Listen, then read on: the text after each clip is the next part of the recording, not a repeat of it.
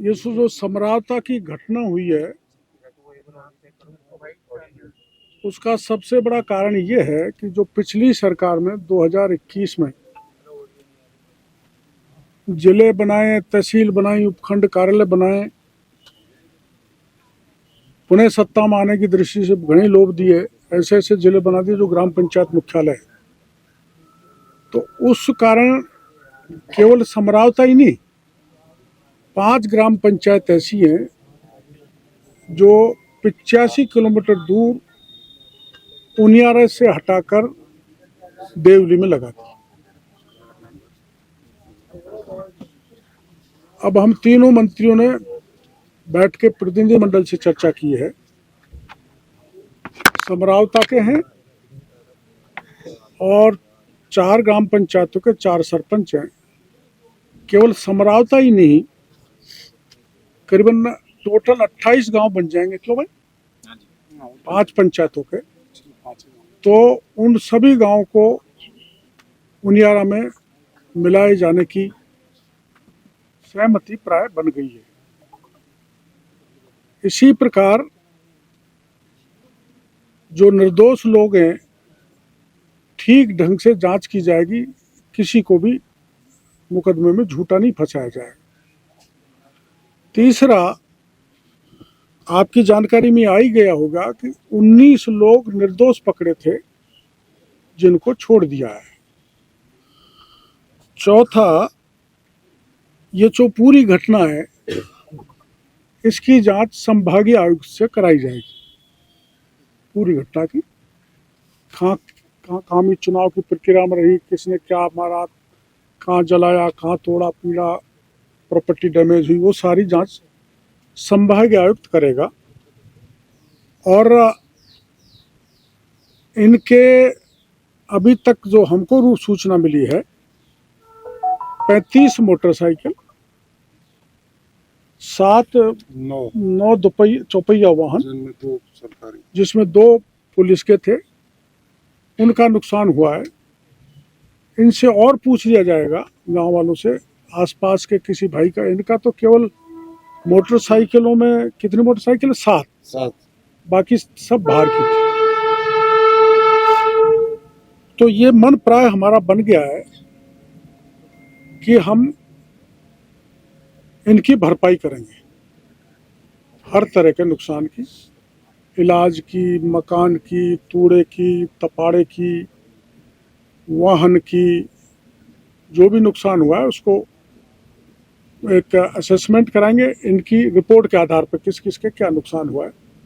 और फिर मुख्यमंत्री जी से हम अब तीनों मिलने जा रहे हैं और ये सिद्धांत सहमति है कि इनको किसी प्रकार की कोई परेशानी नहीं होगी। और इन्होंने कहाँ गया वो एक आदमी हुआ, इन्होंने तय किया, निर्णय लिया है। बताओ भाई।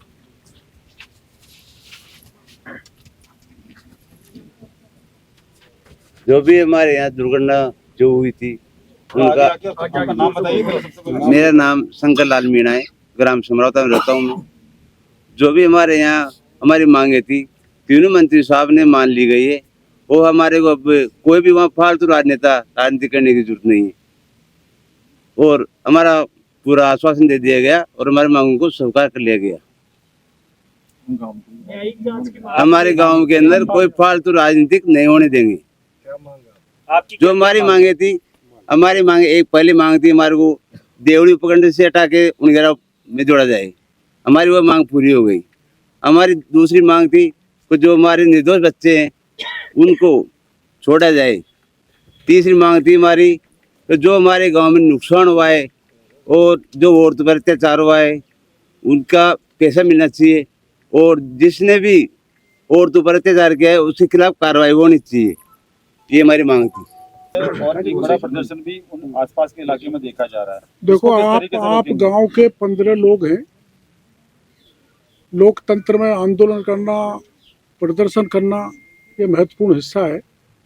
लेकिन आप इन सब से पूछ सकते हो, इनके अगल बगल के गांव में किसी में भी कहीं भी किसी तरह का प्रदर्शन नहीं हो रहा है। आपको सुनाई दे रहा है, हल्के फुल्के हो रहे हैं, इतना तो लोकतंत्र में चलता है। लेकिन डॉक्टर साहब ये 11 बजे की घटना थी, उसके बाद में रात तक गिरफ्तारी नहीं हुई। ये जांच का विषय है, इसलिए डिविजिलेंट कमिश्नर इसे पूरे प्रकरण की जांच करके सरकार को रिपोर्ट देगा, तदनुकूल सरकार कार्रवाई करेगी। क्यों लग रहा था जुडिशियल इंक्वायरी होनी चाहिए इस पूरे मामले की, पहले क्या वजह थी? ये हमने बात की तो जुडिशियल इंक्वायरी इसलिए हमने टाल दी कि वो बहुत समय लेती और न्याय समय पे नहीं मिलता तो लोग अधीर हो जाते, इसलिए तय किया कि संभागीय आयुक्त से एक सीमित समय में जांच करवा ली जाए और सरकार उसके अनुसार कार्रवाई करे। भाई साहब, नरेश मीणा के थप्पड़ मारने को लेकर हनुमान बेनीवाल ने भी कहा, अगर मैं होता उनकी जगह तो 3-4 थप्पड़ मैं भी लगाता। देखो, इस देश में बोलने की आज़ादी है, कोई कुछ भी बोल सकता है, उनको कैसे उनकी जीभ को रोका जा सकता है? उनका नज़रिया ये है, हमारा नज़रिया ऐसे नहीं है, ऐसे डेमोक्रेसी में होना नहीं चाहिए। वो गांव वाले कह रहे हैं कि पुलिस वालों ने हिंसा करी, पुलिस वालों ने घरों में आग लगाई, बाइक्स में आग लगाई, गाड़ियों में आग लगाई। अब ऐसे पुलिस कर्मियों को चिन्हित कौन करेगा? जो संभागीय आयुक्त हैं वो जांच करेंगे या संभागीय आयुक्त करेंगे? आपको ध्यान होगा कि मेरे साथ उदयपुर में इसी ढंग का पुलिस ने घसीट के मेरे को गिरफ्तार करके जिला बदर कर दिया था, तो उसकी जांच तत्कालीन सरकार ने चेयरमैन रेवेन्यू बोर्ड को दी थी। इसलिए जल्दी कार्रवाई हो जाए, उस दृष्टि से हमने खुद ने तीनों मंत्रियों ने तय किया है कि बजाय जुडिशियल इंक्वायरी के संभागीय आयुक्त स्तर का सीनियर अफसर इसमें जांच करे। डॉक्टर साहब, कार्रवाई जो है वो एक तरफा क्यों? क्योंकि दोषी कोई भी हो, सब पर कार्रवाई होनी चाहिए, नरेश मीणा हो, उसके समर्थकों या फिर प्रशासन के लोग। ये तो सरकार का मुद्दा है, लेकिन अगर देखा जाए तो ये दो समाजों का मुद्दा बन के रह गया है। नहीं, कहीं कोई समाज का नहीं है। ये जाट से बैठे हैं, मैं मीणा हूँ, ये गुजर हूँ, ऐसी बड़ी कोई समरसता देखिएगा आपने? तीनों मिलकर फैसला कर रहे हैं। इसको जाति का रूप नहीं दिया जाना चाहिए किसी भी स्तर से। जो मारने वाला है वो मीणा है, चाटा खाने वाला है वो जाट है। दोनों समाजों की प्रति से कोई ऐसी एडवर्स प्रतिक्रिया आपने नहीं सुनी होगी कोई। इसलिए करवाओ सर, ये जो कमेटी है, ये कमेटी क्या चुनाव आयोग को भी इसके बारे में रिपोर्ट देगी? नहीं, चुनाव आयोग का काम अलग है। चुनाव आयोग अगर कमेटी बनाता, निर्देश देता तो चुनाव आयोग को वो रिपोर्ट देती। ये सरकार को ही रिपोर्ट देगी और जो भी दोषी होगा उसकी कार्रवाई करेगी। कितने दिन में वैसे ये रिपोर्ट तैयार करना? अब ये हमें मुख्यमंत्री जी से और इतना सा लेना, 6 महीने का, 8 महीने, 3 महीने, 4 महीने, और कौन करेगा ये अब हम तीनों मुख्यमंत्री से मिलकर ये भी आपको बता देंगे। धन्यवाद। उसके बाद फिर मिल लेंगे। जिस तरीके से आपने बताया है कि इसमें पुलिस वाले भी दोषी हैं, ग्रामीण भी बता रहे हैं, सीएम साहब से मुलाकात किया जाएगा, किसके द्वारा चिन्हित किया जाएगा? देखो, मेरी बात सुनो पत्रकार जी, ताली तो दोनों हाथों से बजती है। अब फिर मेरा डॉक्टर साहब कैसा बोलते हैं, मेरे को नहीं बोलना चाहिए। हरदेव जोशी जी एक मुख्यमंत्री हुए थे हमारे, तो यूं ताली बजाते थे यूं, क्योंकि वो बेचारा, उनके हाथ नहीं था,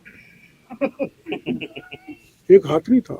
आपका जब जन्म भी नहीं हुआ होगा, तो ताली तो दोनों हाथों से बजती है। कुछ पुलिस की गलती होगी, कुछ आंदोलनकारियों की होगी, उसका दूध और पानी का पानी सरकार कर देगी जांच करके। हमारी मनसा बिल्कुल खराब नहीं है। सरकार साफ नियत से इनको भरोसा दिया है और आगे भी कोई इनकी मांग होगी हम पूरा करेंगे।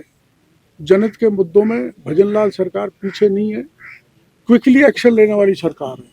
हम तुरंत पहुंच गया ना मैं, और तुरंत इनको यहीं मिला दिया और तुरंत इनको आज मिला रहे हैं।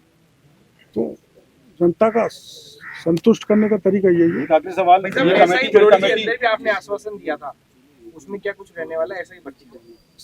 अब उसमें मैं तो भाई देखो, मुख्यमंत्री या ये कमेटी के लोग ही बता सकते हैं, मेरे को तो जानकारी नहीं होगी। आपने आश्वासन दिया था? कौन?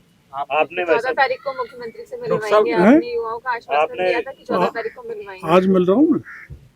आज 2 चीजों में इनके साथ साथ सब इंस्पेक्टर की भी बात मुख्यमंत्री जी से करेंगे, और वो लड़की जो डिम्पल में, उसका सीबीआई को पत्र लिखाएंगे हम आज ही मुख्यमंत्री जी।